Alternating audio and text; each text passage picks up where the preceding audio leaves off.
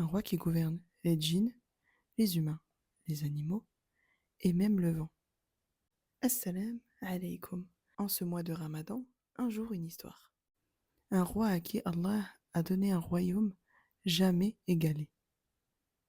Le prophète Sulaiman alayhi salam. Un jour, alors qu'il est en train de vérifier les rangs de son immense armée, il se rend compte qu'un petit soldat manque à l'appel. Houdoud, c'était un oiseau qui lui servait d'éclaireur. Sulaiman est contrarié et menace de le punir sévèrement. Mais l'oiseau revient et il a une info qui va tout changer. J'ai découvert quelque chose que tu ne sais pas. J'ai trouvé une femme qui règne sur un immense royaume. Elle possède tout, pouvoir, richesse, mais elle et son peuple adorent le soleil au lieu d'adorer Allah. Voilà ce qu'il lui dit. À ces mots, Sulayman reste calme et ne croit pas l'oiseau sur parole. Il veut voir ça par lui-même. Il décide donc d'envoyer un simple message. Au nom d'Allah, le tout miséricordieux, le très miséricordieux. Ne soyez pas arrogants et venez à moi en toute soumission.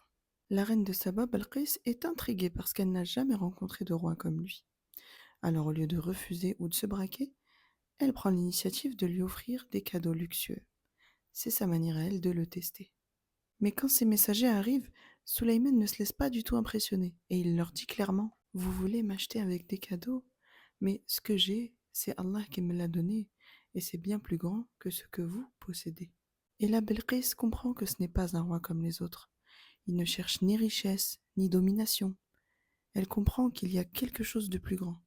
Alors elle décide d'aller le voir en personne.